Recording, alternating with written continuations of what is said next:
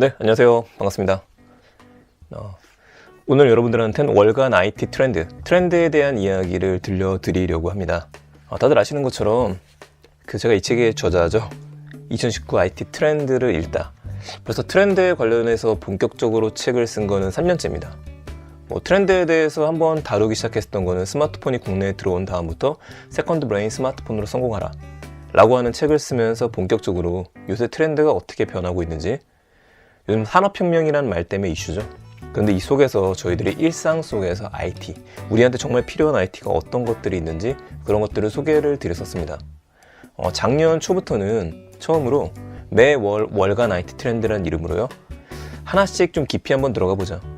하루 만에 모든 걸 설명하는 건 어려운 일이다 보니까 하나하나씩의 순서를 잡아서 스마트 에듀케이션 혹은 핀테크, 인공지능 그런 주제를 담아서 거의 무료에 가깝게 강의를 해오고 있었습니다. 요즘에 어떤 흐름이 있는지를 이야기해 드리고 싶어서 좀 만들었어요. 자, 그래서 지난 1월 달에도 월간 IT 트렌드가 강남 쪽에서 성공리 잘 끝났습니다. 그때 한 70분 정도 이상 되시는 분들이 와주셨고요. 그때 이야기 나눴었던 내용들은 요즘 어떤 것들이 변하는지 2019년의 관전 포인트였습니다. 그래서 오늘도 마찬가지로 2019년의 관전 포인트를 정리해 드릴 겁니다. 제가 레포트를 해드리겠다고 이야기 드렸었는데 아무래도 딱딱한 텍스트보다는 이런 식으로 IT 트렌드에 대한 것들을 영상을 같이 섞어서 이야기하는 게 어떨까 싶은 생각이 들어가지고요. 오늘부터 매달 한 번씩은 이런 식으로 트렌드를 이야기를 드릴 겁니다. 자, 그러면 2019년에 저희가 주목해야 되는 IT 트렌드 관전 포인트 이야기를 드릴게요. 이런 관전 포인트들은 IT 분야에서 오래 일하셨던 분들이라고 하면은 이게 무슨 트렌드야 라고 하실 수도 있습니다. 제가 이야기 드리는 트렌드는 일상 IT 트렌드입니다. 준비되셨죠? 한번 이야기해보죠. 2019년도 첫 번째 여러분들이 관심을 가지셔야 될 포인트는 바로 스마트폰입니다. 스마트폰이 바 형태의 스마트폰이 나온 지 벌써 10년 정도가 됐습니다. 그러다 보니까 뭔가 변화가 필요해요. 더 이상 사람들이 스마트폰을 굳이 구매하지 않습니다.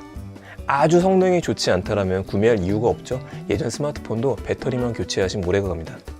자, 그렇다면 스마트폰이 성능 위주가 아니라 이제는 카메라가 얼마나 좋으냐, 인공지능이 얼마나 장착이 되어져 있느냐, 어떤 효과를 발휘할 수 있느냐, 거기 포인트를 두기 시작했는데 드디어 많은 사람들이 기대하던 스마트폰, 폴더블 폰이 출시되어져 가고 있습니다.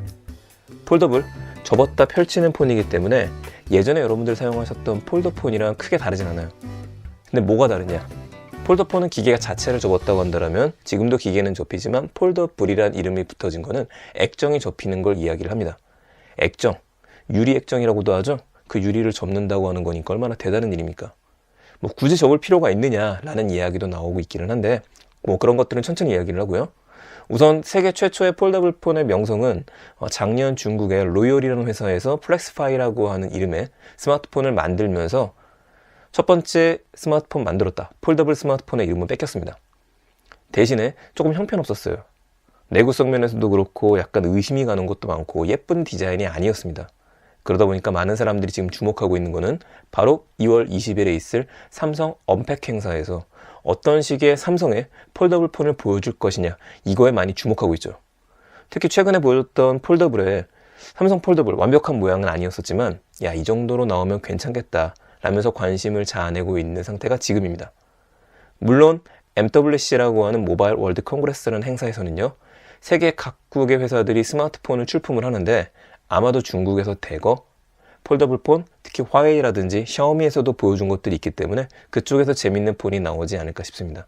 문제는 가격인데 과연 사람의 마음을 흔들 수 있을 만큼의, 쉽게 지갑이 열릴 만큼의 금액대가 형성이 될지 그것도 좀 주목해 봐야겠죠. 자, 그래서 첫 번째 우리가 주목해야 될 부분은요, 바로 스마트폰 폴더블 폰입니다.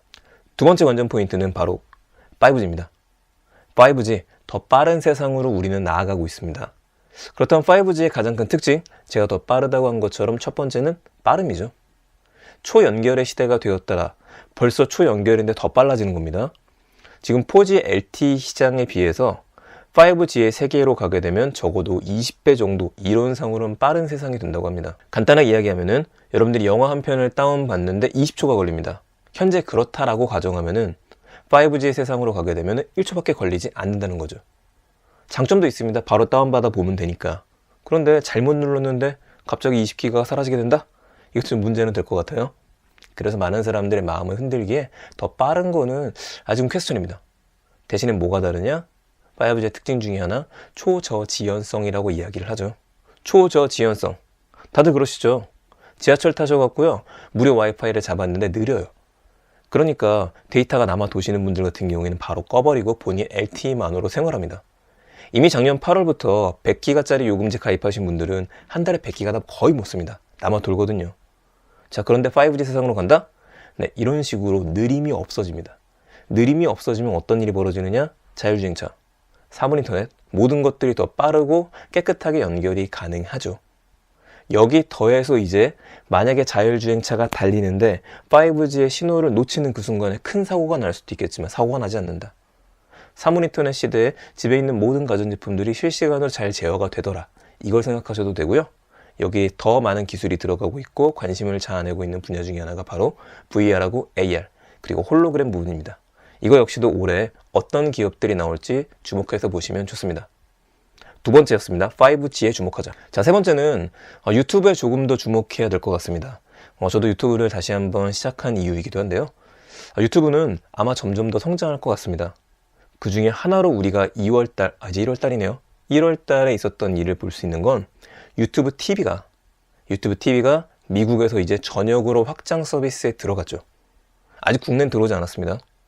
유튜브 TV가 뭐야? 난 어차피 유튜브로 TV를 보는데? 라고 하시는 분도 계시겠지만 저희들이 지금 보고 있는 거라든지 이런 것들을 녹화방송이나 실시간 생방송이다, 이렇게 따진다라고 한다라면 정말 방송사들이 연계를 해서 그들의 채널들을, 실시간으로 방영하는 채널들을 굳이 셋탑박스가 없이도 유튜브 TV 가입자라면 볼 수 있다라고 하는 걸 뜻합니다. 이게 아마 지금 미국 상황이긴 하지만 건넬 파급력은 어마어마할 겁니다. 이게 국내에 들어오게 된다면요, 또 다른 흐름이 바뀌겠죠. 첫 번째는 유튜브 TV에 주목하셔야 되고요. 유튜브가 워낙에 확장세에 있다 보니까 이제 네이버 TV도 규약을 바꾸기 시작했죠. 오픈 플랫폼으로 바뀌어서 누구나 네이버 TV에도 자기의 채널을 개설할 수 있는 형태로 바뀝니다.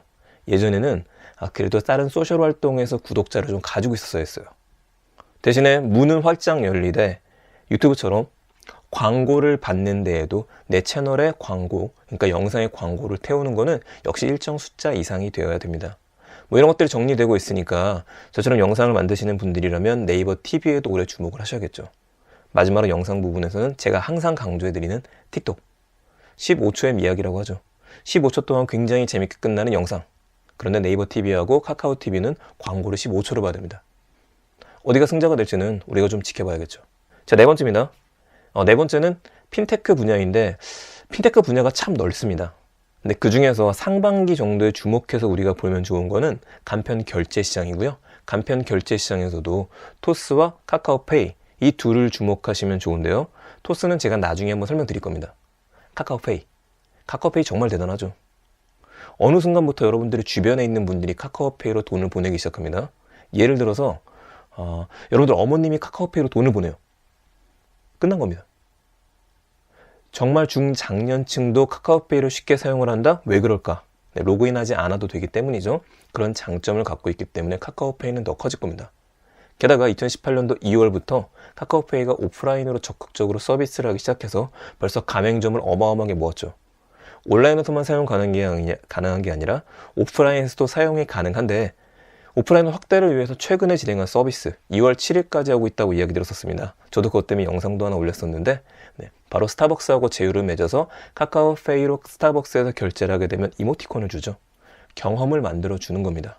그런 경험들이 쌓이게 되면 카카오페이가 글쎄요, 다른 많은 페이보다도 더 많은 마켓쉐어를 갖고 갈 수 있지 않을까요? 거기 하나만 더 얹어서 이야기 드리면 지금 중국하고 일본에서 결제가 가능할 수 있도록 추진하고 있죠. 작년에 그렇게 발표를 했으니까 올해 하반기 정도면은 외국을 나갈 때 카카오페이만 들고 나가시더라도 환전하지 않고 물건을 결제할 수 있는 세상, 지금 그 세상으로 나아가고 있습니다. 그래서 카카오페이에도 주목하셔야 돼요. 다음은 배송입니다. 배송은 제가 작년까지는 샛별 배송 이야기를 많이 드렸습니다. 이제 우리가 하루 당일 배송도 모자라서 새벽에 배송을 시키게 되면 그 다음날 아침에 바로 받아볼 수 있죠, 문 앞에. 이게 샛별 배송, 마켓컬리가 시작을 했었는데 사람의 마음은 거기도 만족 못하는 것 같습니다. 즉시 배송의 시대로 들어가고 있죠. 자, 롯데마트 같은 경우에도요, 30분 내에 즉시 배송 서비스에 들어가겠다고 이야기를 했고, CU 같은 경우에는 3월 달부터 6.25하고 제휴를 맺고 난 다음에 이제 도시락, 삼각김밥 뭐든지 간에 즉시 배송을 해주겠다라고 나아가고 있습니다. 이마트 같은 경우에는 하반기에 자율주행으로 배송을 할 수 있는 부분도 같이 고민하고 있다는 얘기가 나오는데, 뭐니 해도 즉시 배송, 우리 배달의 민족이라고 할 정도로 배달이라고 하는 이름이 이슈가 됐는데, 배달의 민족도 가만히 있지는 않겠죠. 아마 더 많아질 겁니다. 여기서 볼 수 있는 거는 지금 이미 중국은 즉시 배송의 시대인데 우리도 그쪽을 좀 따라가고 있다. 과연 이게 잘 될 수 있을까요? 부정적인 시각도 많은데 저는 일단 잘 될 거라고 보고 있고요. 역시 지켜봐야 될 것 같아요. 여섯 번째입니다. 여섯 번째는 승차 공유 시장을 좀 볼 겁니다. 근데 카풀에 좀 주목할 필요가 있겠습니다. 여러 가지 일이 있으면서 지금 잡음도 많고 해결해야 될 부분도 많습니다만, 카카오 카풀로 촉발되었었던 승차 공유, 탑승 공유라고 하는 부분이 그래도 이야기들이 진척이 되고 있기 때문에 분명히 좀 마무리가 될 겁니다. 그걸 올해 상반기에는 어느 정도 마무리가 되지 않을까라고 보고 있고요. 이미 대타협기구에서는 일반 승용차 외에 택시를 카풀로 쓰자라는 얘기도 나왔죠. 이것도 한번 분석은 깊게 들어가야 되는데 어쨌든 그런 얘기도 지금 나오고 있고요. 여기에 더해서 드디어 마카롱 택시, 제가 책에서 작년 12월 말부터 이제 오픈 준비 중에 있다라고 이야기 드렸었는데, 바로 이 마카롱 택시도 출격 준비 중에 있죠. 택시 회사가 카카오라든지 다른 좋은 서비스들, 소카의 서비스와 같은 것들, 기존 택시의 단점을 없애버리고 아예 몰입하겠다 라고 나왔었을 경우에 이 마카롱 택시가 과연 어느 정도 성장할 수 있을지 이것도 같이 지켜봐야 될 것 같아요. 그래서 승차 공유 시장 마찬가지로 2019년에는 주목해서 보셔야 됩니다. 마지막으로 스마트홈입니다. 스마트홈도 이야기가 참 깁니다. 하지만 간단하게만 이야기를 하죠. 이미 여러분들 지금 이렇게 보고 계시는 여러분들이라면 집에 웬만한 인공지능 스피커는 다 있으실 겁니다. 집에 인공지능 스피커가 없다? 그래도 괜찮죠? 이미 우리가 갖고 있는 스마트폰에는 인공지능이 다 들어있죠. 근데 이제 이런 것들이 좀 더 고도화가 되어져 가고 있고요. 특히 집에 스피커가 있어봤자 우리가 항상 시키는 거는 오늘 날씨 물어보고요. 아니면은 음악을 듣는 거 두 가지밖에 없습니다. 근데 이것만으로 이제 만족할 수 없어요. 일단 집에 있으니까 그 다음은 컨텐츠 싸움이고요. 두 번째는 어떤 기기들이랑 연동시킬 거냐 하는 연동의 싸움입니다. 이런 연결의 시대로 접어들고 있기 때문에 역시 스마트홈 분야에서 굉장히 많은 가전제품들이 스피커들과 연동이 될 거라고 하는 부분도 기대해 볼 수 있겠죠. 이제 이런 것들의 중심에 홈 로봇 형태가 있을 거냐, 아니면 가전제품을 어떻게 바꿀 거냐, 스마트하지 않은 가전제품을 어떻게 스마트하게 만들 거냐, 이런 것들도 우리가 지켜보면 좋은 관전 포인트겠죠. 근데 어떠셨나요? 제가 좀 빠른 속도로 7가지 올해 관전 포인트를 짚어드렸습니다. 좀 빠른 속도로 진행을 하다 보니까 좀 더 깊이 있는 내용이 궁금했다 라고 하실 분들도 있으실 텐데요. 걱정하지 마세요. 어떤 강의를 하더라도 만족하지 못했던 부분입니다. 강의나 책이나 이런 책도 본질적인 내용이 들어있으니까 아직까지 올해 내내 보셔도 충분합니다. 충분한 내용을 담고 있어요. 본질은 그대로인데 항상 사례가 변동이 됩니다.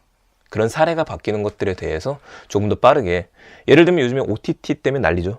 넷플릭스 킹덤, 이런 것들 기억하실 텐데 이게 도대체 어디서부터 발전을 했는지 그런 이슈가 있을 때마다 제가 좀 더 깊게 정리해 드릴 겁니다. 일상 IT에서는 일상 IT 트렌드에 대한 이름으로 그런 부분을 제가 해설해 드리겠습니다. 2월 달에도 2월 25일에 강남에서 2월 월간 트렌드가 준비되어 있습니다.